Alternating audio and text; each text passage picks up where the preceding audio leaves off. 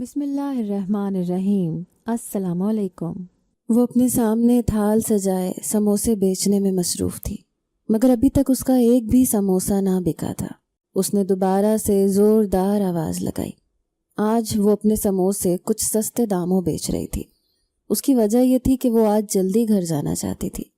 کام سے فارغ ہونے کے بعد اس کا ساری رات عبادت کرنے کا ارادہ تھا۔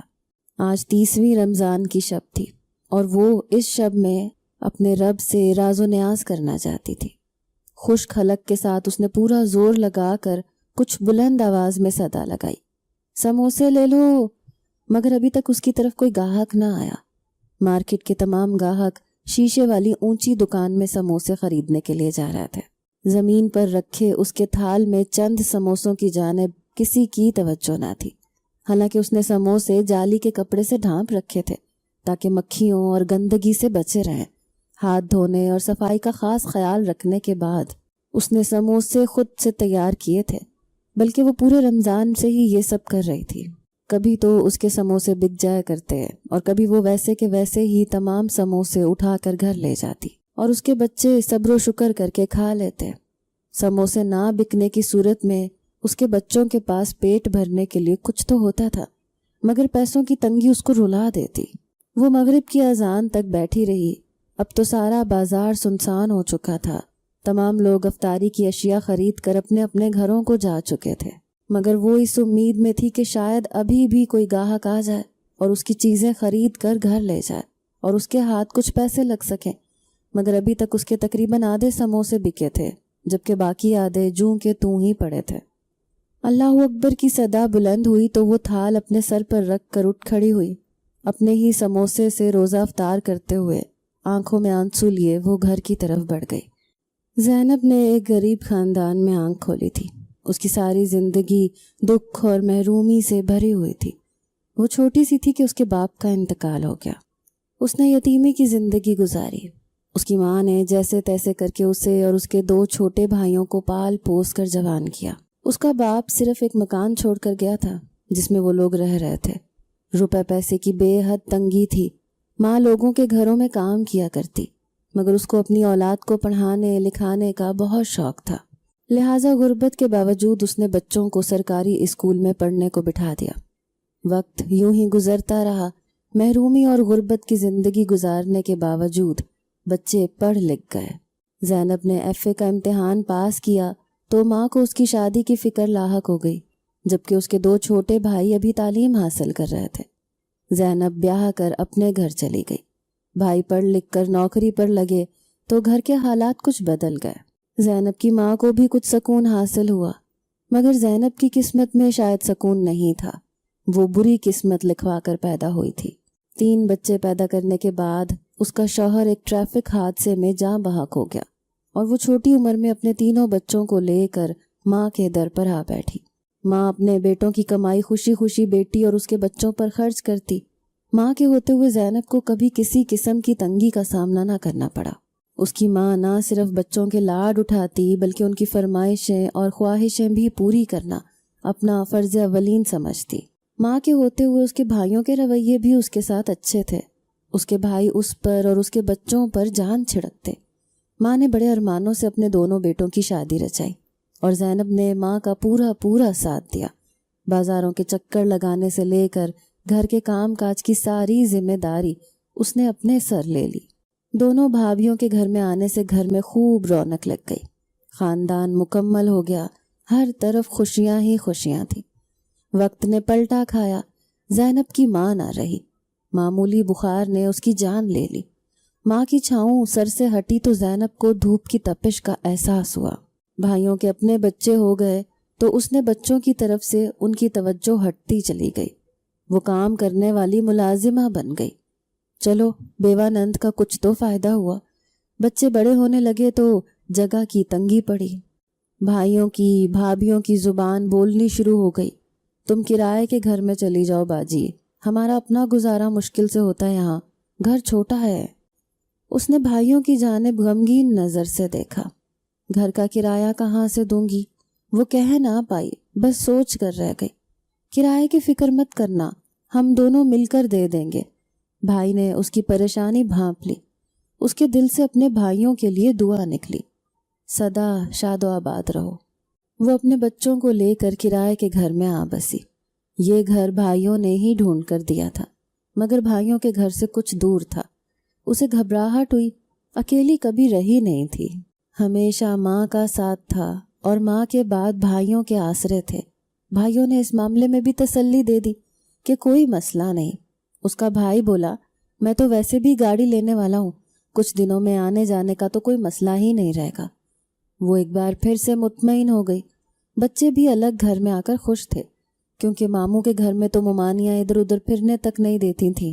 ایک کمرے تک محدود رہنا پڑتا تھا، اور اگر کبھی کسی چیز کو ہاتھ لگا دو تو وہ غصے میں جھڑک دیا کرتی۔ یہاں وہ اپنی مرضی سے پورے صحن میں بھاگتے پھر سکتے تھے۔ گھر تو چھوٹا سا ہی تھا، ایک کمرہ اور ایک صحن تھا، لیکن ان چاروں کے لیے کافی تھا۔ رات کو ایک ہی کمرے میں سب لیٹ کر سو جاتے اور صبح کو صحن میں بھاگے پھرتے۔ زینب بھی بچوں کو خوش دیکھ کر خوش ہو گئی۔ شاید یہی فیصلہ صحیح تھا، بھلے وقت میں الگ ہونا ہی بہترین تھا۔ وہ بھی مطمئن تھی۔ بھائی پہلے تو گھر کا کرایہ اور خرچہ باقاعدگی سے دیتے رہے، پھر آہستہ آہستہ ان کے اپنے خرچے بڑھنے لگے، بچوں کے اسکولوں کی فیس سے لے کر گاڑیوں کا خرچہ۔ اب زینب اور اس کے بچوں کے لیے ان کے پاس پیسے نہ بچتے۔ بڑھتی مہنگائی کے سبب اخراجات بڑھتے جا رہے تھے۔ ایسے میں بیوہ بہن اور اس کے بچوں کا خرچہ کیوں کر اٹھا پاتے؟ آخر انہوں نے اپنے بچوں کے مستقبل کے بارے میں بھی تو سوچنا تھا۔ بچے اچھے اسکولوں میں پڑھ رہے تھے، ان کی فیس اور بڑھتی جا رہی تھی۔ فرمائشیں پوری کرنے کے لیے مزید پیسے درکار تھے، جو پیسے بہن اور اس کے بچوں میں لگ جایا کرتے۔ اگر وہ پیسے بچ جائیں تو اپنے بچوں پر بہتر طریقے سے خرچہ کیا جا سکتا تھا۔ باجی تم بھی کچھ ہاتھ بٹا دیا کرو، سارا دن گھر میں فارغ ہی ہوتی ہو، کوئی کام شروع کرو۔ آج کل تو سبھی لوگ کر رہے ہیں، دیکھنا اللہ کیسی برکت ڈالے گا۔ وہ بھائی کا منہ تک رہی تھی۔ واقعی یہ تو اس نے کبھی سوچا نہ تھا کہ خود بھی کام کر سکتی تھی۔ اپنے بچوں کی فرمائشیں پوری کرنے کے لیے اسے بھی محنت کرنی چاہیے۔ بھائی تو محدود خرچہ دیا کرتے، جس سے بس کھانا پینا ہی ہوا کرتا، جبکہ بچوں کی بہت سی فرمائشیں وہ سارا دن بھر رد کرتی رہتی۔ کام کرنے کے لیے بھی پیسے درکار تھے، جو بھائیوں نے جھٹ اس کے ہاتھ پر رکھ دیے۔ ابھی تھوڑے سے شروع کرو، جب منافع ہوگا تو اسی منافع کی رقم کام میں لگاتی جانا۔ بھائیوں نے مشورہ دیا تو اس کی عقل میں بات سما گئی۔ وہ کھانا پکانے میں ماہر تھی، لہٰذا اس نے چھوٹی موٹی چیزیں بنا کر بیچنی شروع کر دی۔ سب سے پہلے اس نے چاٹ بیچنے سے کام شروع کیا۔ اپنی ہی گلی میں دروازے کے آگے چاٹ رکھ کر بیٹھ گئی۔ اس کے بچے بھی چاٹ بیچنے میں اس کی مدد کرنے لگے۔ ایک بھائی کا بیرون ملک جانے کا کام بن گیا تو وہ باہر چلا گیا۔ وہ کب سے باہر جانے کی کوشش میں لگا ہوا تھا، جبکہ دوسرے بھائی کی اپنی بڑھتی ہوئی اور بچوں کے اخراجات تھے، اس لیے اس نے خرچہ دینے سے صاف انکار کر دیا۔ باجی اب تو اپنا اچھا خاصا کماتی ہو، اپنے بچوں کا تو خرچہ اٹھا ہی سکتی ہو۔ ویسے بھی امجد باہر چلا گیا ہے، اس کی آمدنی زیادہ ہے، میری تنخواہ تو ویسے بھی کم ہے۔ یہاں کے خرچے اتنے ہیں کہ اپنے خرچے پورے نہیں ہوتے۔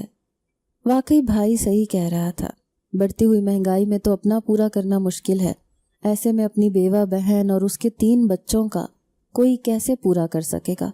اس کو بھائی سے ہمدردی ہوئی اور وہ اپنے بچوں کے اخراجات پورے کرنے کی فکر میں لگ گئی۔ وہ اپنے 3 بچوں کو لیے بھائی کے شاندار سے گھر میں داخل ہوئی۔ اس کے بھائی نے نیا گھر بنایا تھا، اسے معلوم تھا کہ یہ گھر کہاں پر ہے۔ وہ پہلے کبھی اس گھر میں داخل تو نہ ہوئی تھی، آج گھر کے سامنے سے گزری تو گھر میں رونق دکھائی دی۔ وہ بھی پرشوق نظروں سے بھائی کے گھر چلی آئی۔ اس نے باہر سے گزرتے ہوئے گھر پہلے بھی دیکھ رکھا تھا، مگر اندر سے گھر دیکھنے کا اسے بہت شوق تھا۔ اندر داخل ہو کر اسے احساس ہوا کہ بھائی نے کوئی افطار پارٹی رکھی ہوئی تھی۔ اسے اور اس کے بچوں کو شاید مدعو کرنا بھول گیا ہوگا۔ اپنی بھابھی کو نک سک سے تیار ہوئے ادھر ادھر پھرتے دیکھ کر وہ فوراً بھابھی کی طرف بڑھی۔ بچے بھی لون میں لگی رونق دیکھ کر خوشی سے ماں کا پلو پکڑے آگے بڑھے۔ اسے دیکھ کر بھابھی کا منہ کھلے کا کھلا رہ گیا۔ اس نے بچوں کی ممانی کو زوردار سلام کیا، مگر ممانی جواب دینے سے زیادہ حیرت میں مبتلا تھی۔ تمہیں کس نے، منظور نے بلایا؟ اس نے زینب سے سوال کیا تو زینب نے چونک کر نفی میں سر ہلا دیا۔ اپنی بھابھی کے لہجے کی کڑواہٹ وہ آسانی سے پہچان سکتی تھی۔ دراصل منظور کے کاروباری دوستوں کی دعوت ہے، گھر کے لوگوں کو نہیں بلایا۔ بھابھی نے اسے بتایا تو اس نے اپنا ماتھا پیٹ لیا۔ واقعی اسے ایسے بن بلائے نہیں آنا چاہیے تھا۔ وہ کنکھیوں سے اپنی بھابھی کے رشتہ دار اور ماں بہنوں کو دور بیٹھے ہوئے دیکھ چکی تھی، مگر نظر انداز کرتی بچوں کو سمجھاتے ہوئے واپسی کے لیے نکل کھڑی ہوئی۔ لان میں لگی میزوں پر ویٹر گرما گرم کھانا سجانے میں مصروف تھے۔ رنگ برنگی کھانوں کی دل فریب خوشبوئیں پورے لان میں بکھر گئیں۔ وہ بچوں کو سمیٹتی گیٹ کی جانب بڑھی۔ بچوں نے میز پر سجے کھانے کو للچائی نظروں سے دیکھ کر اس کا پلو ہلایا۔ اتنا اچھا کھانا تو انہوں نے کبھی نہیں کھایا تھا۔ اتنے بڑے لان میں تقریباً 50 کے قریب میزیں لگی تھیں۔ کیا کسی کونے میں کوئی ایک چھوٹی سی میز بھی ایسی نہ تھی جہاں بیٹھ کر وہ اور اس کے بچے بھی روزہ افطار کر سکتے؟ چمکتی ہوئی بھوک کے ساتھ کھانے سے نظریں چراتی، اپنے بچوں کو سمیٹتی، آنکھوں میں آنسو لیے وہ گیٹ سے باہر نکل آئی۔ زینب اور بھوکے بچوں کو گھر سے نکلتا دیکھ کر ہاجرہ مسکرا دی تھی۔ ہاجرہ زینب کی بھابھی تھی۔ اس نے زینب کی زندگی کو مشکل ترین بنانے کی ٹھان لی تھی، کیونکہ وہ جب سے بیاہ کر اس گھر میں آئی تھی اپنی ساس اور شوہر کے منہ سے زینب کے نام کی مالا الاپتے سنتی آئی تھی۔ زینب کا ذکر اس کے لیے جھنجھلاہٹ کا باعث بن گیا۔ وہ زینب کا نام تک اس گھر سے مٹانا چاہتی تھی۔ اس نے ٹھان لی تھی کہ وہ اپنی نند کو جلد ہی یہاں سے چلتا کرے گی، مگر ساس کی زندگی میں تو یہ ممکن نہ ہوا۔ ساس کے مرنے کے بعد اس کا کام آسان ہو گیا۔ اللہ جانے زینب سے اس کو کیا بیر تھا۔ حسد اور جلن کا شکار ہاجرہ نے بھائی کے گھر زینب کا ایک ایک دن گزارنا مشکل بنا دیا۔ وہ زینب کے بچوں کو ہر بات پر روکتی ٹوکتی اور ہاتھ اٹھانے سے بھی گریز نہ کرتی، مگر زینب اس کا غصہ اور نفرت سمجھنے کے باوجود نظر انداز کرتی جاتی۔ ظاہر ہے اپنے یتیم بچوں کو لے کر جانے کے لیے اس کے پاس کوئی ٹھکانہ بھی نہ تھا، لہٰذا اس نے اپنے بھائی سے بھی شکایت نہ کی کہ اس کی بیوی بچوں کے ساتھ ناروا سلوک کرتی ہے، بلکہ سارا دن گھر کے کام میں اور بھائی کے بچوں کی خدمت میں جٹی رہتی۔ ہاجرہ کے شوہر نے افطار پارٹی میں مہمانوں کی فہرست بناتے ہوئے اپنی بہن کو یاد کیا تھا کہ زینب کو بھی بلا لیتے ہیں، اس کے بچے بھی افطار پارٹی سے لطف اندوز ہو جائیں گے۔ ہاجرہ نے اتنا برا منہ بنایا کہ منظور اسے دیکھ کر رہ گیا۔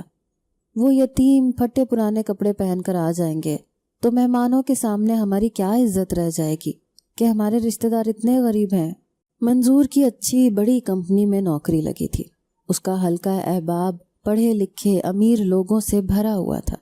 اب تو اس نے پیسے جمع کر کے اپنا کاروبار بھی جما لیا تھا، جس سے اس کو اچھا خاصا منافع ہوتا۔ اس کا حلقہ احباب مزید بڑھ گیا اور وہ اپنے امیر دوستوں سے اپنی غریب بہن کو کیوں کر متعارف کروا سکتا تھا۔ منظور بھی خوش تھا۔ اس نے بڑی جلدی کامیابی سمیٹی تھی اور اپنی اس کامیابی کو منانے کا وقت تھا۔ ایسی صورتحال میں اپنی بیوی جو کہ ہمیشہ اس کے شانہ بشانہ کھڑی رہی، اس کو ناراض کر کے گھر کا ماحول خراب نہیں کرنا چاہتا تھا، لہٰذا اس کی بات سن کر چپ ہو رہا۔ باجی کو میں گھر میں افطاری دے آؤں گا، اس نے دل میں سوچا تھا۔ افطار پارٹی بڑی شاندار رہی۔ سبھی لوگ کھانے کی اور زیب و آرائش کی تعریف کر رہے تھے۔ ہاجرہ نے ہر چیز بڑے اچھے اور طریقے سلیقے سے پیش کی۔ سبھی مہمان خوش ہو کر گھر سے لوٹے۔ مہمانوں میں سے کوئی بھی ایسا نہ تھا جو ان کے نئے گھر بننے کی خوشی میں تحفے تحائف نہ لایا ہو۔ مہمانوں سے ملتے ملاتے، ان کو رخصت کرتے، منظور اپنی بہن کے گھر افطاری بھجوانے کے بارے میں بالکل ہی بھول گیا تھا۔ دونوں میاں بیوی تھکے ہارے بیٹھے پارٹی کو ہی موضوع گفتگو بنائے ہوئے خوش ہو رہے تھے۔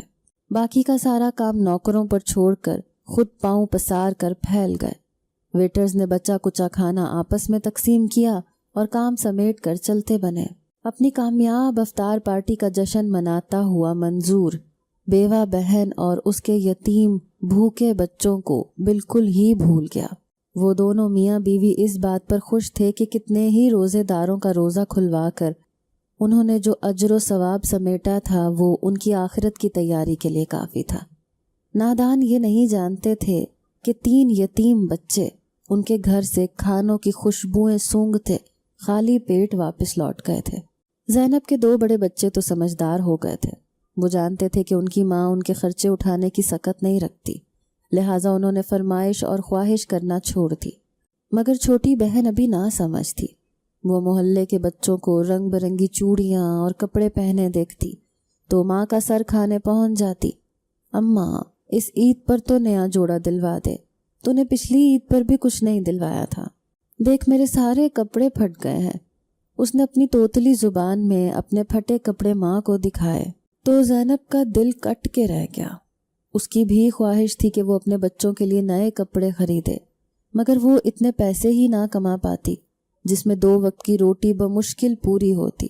کپڑے خریدنے کے پیسے اس کے پاس کہاں سے آتے؟ زینب کی ہمسائی نے اسے مشورہ دیا کہ اس کے باپ کا گھر بیچ دیا گیا ہے تو اپنے بھائی سے اپنا حصہ طلب کرو تاکہ کم از کم اس کے سر پر اپنے گھر کی چھت ہو جائے۔ مکان کا کرایہ دینا اس کے لیے مشکل ہوتا جا رہا تھا، لہٰذا وہ ایک بار پھر بھائی کے در پر پہنچ گئی۔ اس نے اپنے ابا کے مکان میں اپنے حصے کا مطالبہ کیا تو ہاجرہ حیرت سے منہ اپھاڑے اسے تکنے لگی۔ خدا کی پناہ، بیٹیوں کے گھروں میں حصے نہیں ہوتے، اور تمہارے بھائیوں نے تو ساری زندگی تم پر اتنا لٹایا ہے، تمہارے بچوں کو پالا پوسا جوان کیا، اور تم گھر میں سے حصہ مانگنے چلی آئیں۔ تمہیں شرم نہ آئی اپنے بھائی سے حصہ مانگتے ہوئے؟ زینب شرمسار ہو گئی۔ واقعی اسے حصہ نہیں مانگنا چاہیے تھا، وہ ہمسائی کے کہنے پر چلی آئی تھی۔ اس کے بھائیوں نے اس کے لیے کیا نہیں کیا تھا؟ اس کے بچوں کو پالا پوسا تھا، ہر طرح سے خرچہ کیا تھا۔ وہ شرمندگی سے منہ لپیٹ کر واپس جانے کو تیار ہوئی۔ بھائی کو گھر میں داخل ہوتے دیکھ رک گئی۔ 2 پل بھائی کے ساتھ گزارنے کو دوبارہ بیٹھ گئی۔ اسے بھائی میں ابا کی شکل دکھائی دیتی تھی۔ وہ بھائی کا چہرہ تکنے لگی۔ اب ایسے مسکینوں کی طرح کیا دیکھ رہی ہو؟ منظور کا جواب بھی وہی ہوگا جو میرا ہے۔ ہاجرہ اسے دوبارہ بیٹھے دیکھ کر ٹھٹک گئی، کہیں یہ منظور کو راضی ہی نہ کر لے۔ بھائی کے سامنے منحوس شکل بنا کے بیٹھ گئی ہے۔ ہاجرہ اس کی چالاکی سے اچھی طرح واقف تھی۔ چالاکیوں سے ہی اس نے ہمیشہ اپنے بھائیوں سے پیسے بٹورے تھے، اور اب پھر سے ہاجرہ کے بچوں کا حق کھانے چلی آئی تھی۔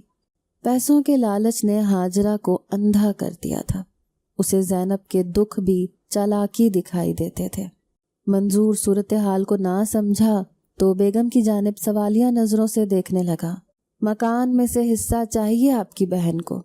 ہاجرہ نے بڑے طنز سے زینب کا مطالبہ دہرایا۔ منظور نے بھی حیران نظروں سے زینب کی جانب دیکھا۔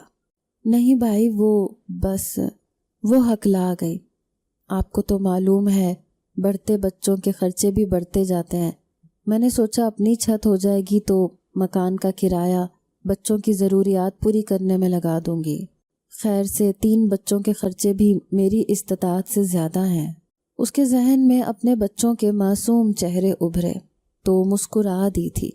بچے ہی تو اس کے جینے کی آس تھے، ورنہ وہ تو خود کو کب کا ختم کر لیتی۔ مگر وہ اپنے بچوں کی خاطر جی رہی تھی، ان کے جینے کا سامان کرنے کی کوشش میں سارا دن لگی رہتی۔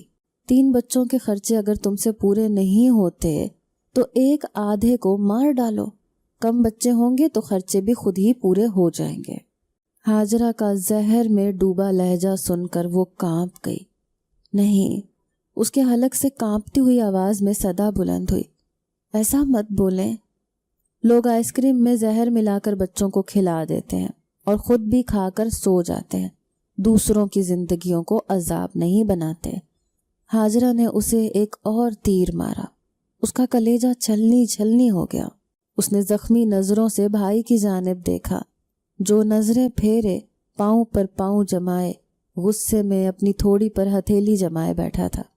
زینب سمجھ گئی تھی، وہ جب بھی غصے میں ہوتا تو ایسے ہی بیٹھا کرتا تھا۔ اس کی بچپن سے یہی عادت تھی۔ وہ زینب کے گھر میں سے حصہ مانگنے پر غصے تھا۔ زینب کو روپے پیسے کا کوئی لالچ نہ تھا، وہ تو بس اپنے بچوں کے معصوم بے رونق چہرے دیکھ کر چلی آئی تھی۔ اپنے بھائی کو ناراض کر کے ساری زندگی کے لیے یہ رشتہ گنوانا نہیں چاہتی تھی۔ اس کے اس پوری دنیا میں 2 بھائی ہی تو تھے، لہٰذا چپ کر کے واپسی کے لیے ہو لی۔ وہ اپنی جان سے بھی پیارے بھائی کو ناراض نہیں کرنا چاہتی تھی۔ اپنے بھائی کا دل دکھانا اس کا ہرگز مقصد نہ تھا۔ میں معافی چاہتی ہوں، میں نے غلط مطالبہ کیا۔ آئندہ میں اس قسم کا کوئی مطالبہ نہیں کروں گی۔ میں اچھی طرح سمجھتی ہوں کہ میرا اس مکان پر کوئی حق نہیں تھا، کیونکہ میرے بھائیوں نے میرا اور میرے بچوں کا خرچہ اٹھا کر میرے سارے حقوق پورے کر دیے۔ دروازے سے باہر نکلتے ہوئے اس نے پلٹ کر بھائی کی شکل دیکھتے ہوئے کانپتی آواز میں اپنا پیغام اس تک پہنچایا اور دروازے سے باہر نکل گئی۔ ہاں، بھائی کا دل موم کرنے کے لیے ایک اور ڈرامہ۔ یہ عورت بڑی ہی ڈرامے باز ہے۔ اسے اپنے پیچھے ہاجرہ کی آواز صاف سنائی دے گئی تھی۔ آج 29واں روزہ تھا۔ لوگ پر امید تھے کہ آج شب عید کا چاند دکھائی دے جائے گا۔ وہ اپنے پرانے دوپٹوں میں سے ڈھونڈ کر ایک دوپٹہ نکال لائی اور اپنی چھوٹی بیٹی کا جوڑا سلائی کرنے میں لگ گئی۔ بیٹی اپنا جوڑا سلتے ہوئے دیکھ کر خوشی سے صحن میں چھلانگیں لگاتی پھر رہی تھی۔ اماں کب سلے گا میرا جوڑا؟ اس نے کوئی 7ویں بار زینب سے پوچھا تو زینب مسکرا دی۔ بس تھوڑی دیر اور۔ دروازے پر دستک کی آواز سن کر وہ دروازے کی جانب بڑھی۔ بھائی کا نوکر موجود تھا، جو چاولوں کا ایک چھوٹا ڈبہ اسے پکڑا گیا۔ وہ خوش تھی کہ اس کے بھائی نے اس کو یاد کیا۔ اس بات پر بھی مطمئن ہو گئی کہ چلو اس کا بھائی اس سے ناراض نہیں تھا۔ بڑے دونوں بچے تو اسکول گئے تھے، لہٰذا چھوٹی بیٹی نے چاول دیکھتے ہی چاول کھانے کی ضد لگا لی۔ اس نے ایک پلیٹ میں تھوڑے سے چاول نکال کر اسے دیے اور باقی بڑے دونوں بچوں کے لیے رکھ دیے۔ خود وہ دوبارہ سے جوڑا سلائی کرنے میں لگ گئی۔ اس کی چھوٹی رانی نے کچھ چاول کھائے اور کچھ اس نے نیچے گرا دیے۔ وہ نیچے گرے چاولوں کو سمیٹنے کو اٹھی تو اپنی بیٹی کی حالت دیکھ کر کانپ گئی۔ شاید اس کے گلے میں کچھ پھنس گیا تھا۔ زینب کو کچھ سمجھ نہ آئی۔ اس کے ہاتھ پاؤں مڑتے جا رہے تھے اور اس کے منہ سے جھاگ نکل رہی تھی۔ وہ فوراً اپنی بچی کو لے کر باہر کی جانب بھاگی۔ محلے والوں نے بچی کی حالت دیکھتے ہوئے ہسپتال پہنچانے میں اس کی مدد کی۔ آپ کی بچی نے کوئی زہریلی چیز کھا لی ہے، فوری طور پر اس کا معدہ واش کرنا پڑے گا۔ ڈاکٹر کی بات سن کر وہ سناٹے میں آ گئی۔ اس نے تو بس وہ چاول کھائے تھے جو اس کے بھائی نے بھیجے تھے۔ ایسا کیسے ممکن ہے؟ شاید اس نے چاولوں سے پہلے کچھ منہ میں ڈال لیا ہو، زینب نے سوچا۔ آپ یہ دوائیاں اور انجیکشنز لے آئے تاکہ ہم بچی کا علاج شروع کریں۔ ڈاکٹر نے اسے پرچی تھمائی تو وہ فوراً باہر کی جانب بھاگی۔ اس کے پاس کچھ پیسے موجود تھے، جبکہ کچھ پیسے محلے والوں نے اسے پکڑا دیے۔ وہ دوائیاں اور انجیکشن ڈاکٹر کو پکڑا کر دوبارہ سے ہسپتال سے باہر نکل آئی۔ اس کا رخ بھائی کی طرف سے تھا۔ وہ اس پریشانی کے عالم میں اپنے بھائی کو اپنے ساتھ ہسپتال لے جانا چاہتی تھی۔ بھائی کا گھر ہسپتال سے کچھ فاصلے پر ہی تھا، لہٰذا وہ تیز تیز قدم اٹھاتی بھائی کے گھر پہنچ گئی۔ روتی بلکتی زینب کو دیکھ کر ہاجرہ نے اسے دروازے پر ہی روک لیا۔ کیا بات ہے؟ اب کیا نیا ڈرامہ لے کر آ گئی ہو؟ وہ میری بچی ہسپتال میں ہے، اس نے کوئی زہریلی چیز کھا لی ہے۔ بھائی کہاں ہے؟ اس کو بلوا دو، مجھے اسے اپنے ساتھ ہسپتال لے کر جانا ہے۔ میری بچی زندگی اور موت کی کشمکش میں ہے۔ تمہارا بھائی تو ملک سے باہر گیا ہوا ہے اور دعا کرو اس کا کام بن جائے تو ہم سب بھی اس کے پیچھے چلے جائیں گے۔ ہاجرہ نے اپنی سنائی تو وہ وہیں دہلیز پر سر پکڑ کر بیٹھ گئی۔ اب کس کو مدد کے لیے پکارے؟ اس کے تو دونوں بھائی ہی بیرون ملک چلے گئے، اور اچھا ہے اپنی بچی کو مر لینے دے۔ تیرے پاس یہی موقع ہے اس سے جان چھڑوانے کا۔ تمہارے خاندان سے ایک کم ہوگا تو خرچے بھی کم ہو جائیں گے۔ تمہارا بھائی ساری زندگی تمہارے یتیموں کو نہیں پال سکتا۔ ہمارے اپنے بھی بچے ہیں، اور ہو سکتا ہے تم نے خود ہی اس کو زہر دیا ہو، اور جان چھڑوانے کے لیے اب روتی کیوں ہو؟ تھوڑا حوصلہ کرو، اور میں تو کہتی ہوں باقی دونوں کو بھی زہر دے کر مار ڈالو۔ ہاجرہ کی بات پر آج اس کا ضبط جواب دے گیا۔ اس کا دل چاہا کہ اس عورت کا منہ نوچ لے جو اس کی بچی کی موت کی ذمہ دار تھی۔ وہ سمجھ گئی تھی کہ چاولوں میں زہر ہاجرہ نے ہی ڈال کر بھجوایا تھا، کیونکہ اس کا بھائی بیرون ملک سدھار چکا تھا اور وہ خود بھی باہر جانے کی تیاریوں میں تھی۔ جاتے ہوئے شاید وہ اس قصے کو یہیں ختم کر کے جانا چاہتی تھی، تاکہ بھائی وہاں بھی اپنی بہن اور اس کے یتیم بچوں کی فکر میں نہ لگا رہے۔ وہ ابھی ہاجرہ کا کچھ نہیں بگاڑ سکتی تھی، لہٰذا فوراً اٹھی اور دوڑتی ہوئی واپس ہسپتال کی طرف بھاگی۔ جس کمرے میں اس کی بچی کو علاج کی غرض سے لے جایا گیا تھا، وہ اس کے دروازے کے سامنے زمین پر آلتی پالتی مار کر بیٹھ گئی اور اپنے رب کے حضور ہاتھ اٹھا کر دعائیں مانگنے لگی۔ روتے روتے اور دعائیں مانگتے اس کی ہچکیاں بند گئیں۔ اسی لمحے کمرے کا دروازہ کھلا تو باہر نکلتے ڈاکٹر کو دیکھ کر وہ کھڑی ہوئی اور آس بھری نظروں سے ڈاکٹر کی جانب دیکھنے لگی۔ وہ زہریلی چیز جو بچی نے کھائی نہایت خطرناک تھی۔ زہر فوراً ہی اس کے پورے جسم میں سرایت کر گیا تھا۔ ہم کوشش کے باوجود بھی اس کو بچا نہیں پائے۔ وہ ایک چیخ مار کر گری اور بے ہوش ہو گئی۔ اسے ہوش آیا تو اسے اپنا دل بیٹھتا ہوا محسوس ہوا۔ وہ تو اپنے بڑے 2 بچوں کو اسکول سے لانا بھی بھول گئی تھی۔ نہ جانے وہ کب اسکول سے آئے ہوں گے اور کہاں بیٹھے ماں کا انتظار کر رہے ہوں گے۔ وہ عید والے دن اپنی بچی کا نیا جوڑا اپنے سینے سے لگائے اس کی میت کے سامنے زمین پر بیٹھی تھی۔ جوڑا تو وہ مکمل کر چکی تھی، مگر اس نے اپنی بچی سے جھوٹ بولا تھا کہ ابھی کچھ سلائی باقی ہے، کیونکہ وہ جانتی تھی کہ اسے پھر صبر نہیں ہوگا اور وہ اسی وقت جوڑا پہن کر بیٹھ جائے گی، جبکہ وہ چاہتی تھی کہ وہ عید پر اس کو صبح سویرے نہلا دھلا کر نیا جوڑا پہنا کر باہر بھیجے۔ اگر اسے معلوم ہوتا کہ اس کی بچی کو عید والے روز نیا جوڑا پہننا نصیب بھی نہ ہوگا تو وہ اسے اسی وقت پہنا دیتی، کم از کم اس کی موت تو اس جوڑے میں ہو جاتی۔ پر وہ وہی پھٹے ہوئے کپڑے پہن کر اپنے رب سے جا ملی۔ کفن دفن کا سارا انتظام محلے والے کر رہے تھے، مگر نہ جانے کیوں اس کی نظر دہلیز پر جمی تھی۔ اسے امید تھی کہ اس کا بھائی نہ سہی مگر اس کی بھابھی اور اس کے بچے تو ضرور اس کی بیٹی کے جنازے میں شریک ہوں گے۔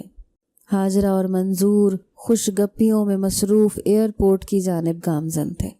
ہاجرہ نے منظور کو اس کی یتیم بھانجی کی بیماری کے متعلق کوئی خبر نہیں دی تھی، اور وہ ایسا کیوں کرتی؟